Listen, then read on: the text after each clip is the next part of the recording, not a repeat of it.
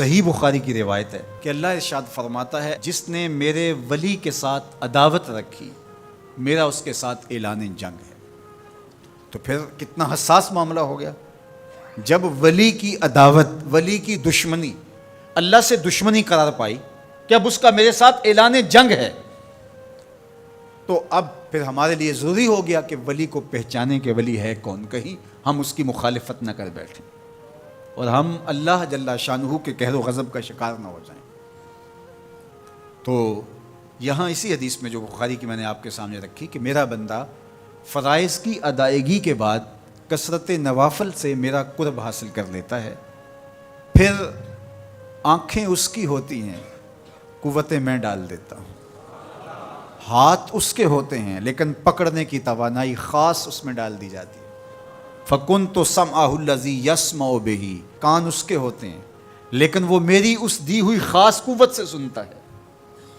ہاتھ اس کے ہوتے ہیں لیکن پکڑائی کی قوت خاص طور کے اوپر میں اس میں ڈال دے۔ پاؤں اس کے ہوتے ہیں لیکن وہ میری عطا کردہ خاص قوت سے چلتا ہے۔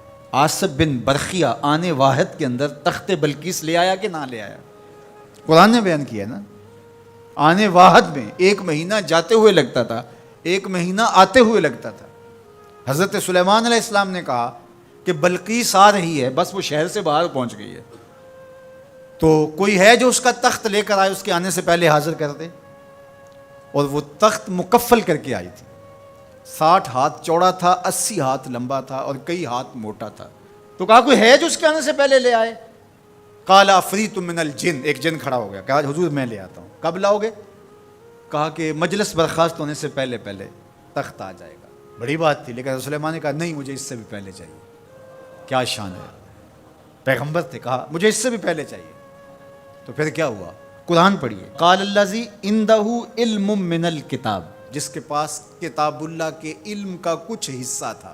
زبور ساری کا عالم نہیں تھا، زبور کی کچھ آیتوں کا عالم تھا۔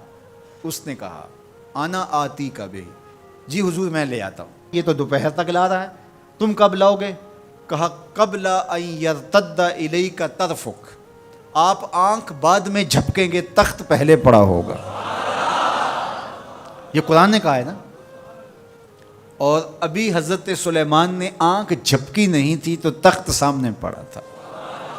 جب اس کو دیکھا تو بے ساختہ کا ھذا من فضل ربی، یہ میرے رب کا فضل ہے جس نے میری دہلیز کے ایک خادم کو یہ طاقت عطا کی ہے کہ 1 مہینے کی مسافت سے اتنا بڑا تخت آنے واحد میں آنکھ جھپکنے سے پہلے حاضر کر دیتا ہے۔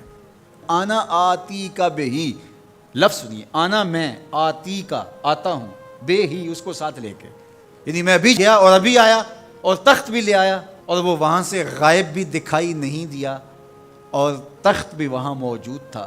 اور حضرت سلیمان نے کہا کہ یہ میرے رب کا فضل ہے، اور اس کہانی کو میرے رب نے قرآن میں بیان فرمایا۔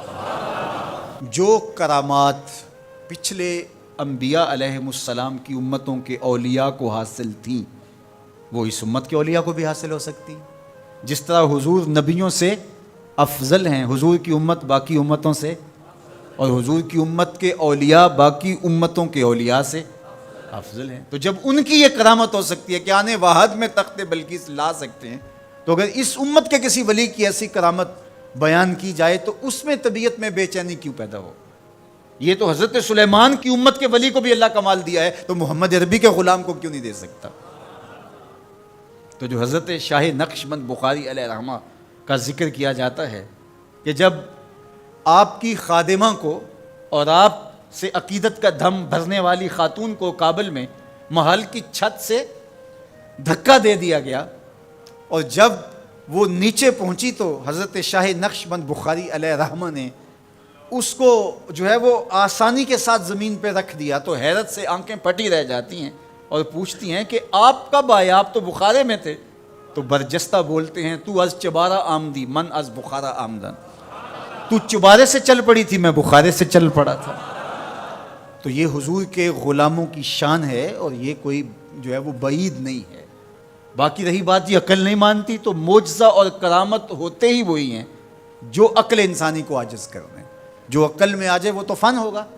ما یعجز بہ العقل عقل کی جہاں پہنچ نہ ہو، جو ظاہری اسباب سے ماورا ہو، جو چیزیں ما فوق الفطرت ہوں، تو انہیں ہی تو کرامت، قدرت یا معجزہ کہا جاتا ہے. اور اگر وہ عقل اور فہم اور ادراک میں آ جائیں تو پھر جو ہے وہ کیا ہو. تو اس کی نظیر ہمارے پاس قرآن میں موجود ہے. اب اللہ کا ولی کون ہوگا؟ حضور علیہ السلام سے پوچھا گیا، ابن مردوی اور باقی لوگوں نے روایت کیا کہ حضور ولی کون ہے؟ تو حضور علیہ السلام نے ارشاد فرمایا، اذا رؤوا ذکر اللہ، جس کو دیکھو خدا یاد آ جائے، جس کو دیکھنے سے رب یاد آ جائے، جس شخص کی صحبت میں بیٹھ کے رغبت دنیا کم ہو اور رغبت آخرت بڑھ جائے، اس کی صحبت غنیمت سمجھ.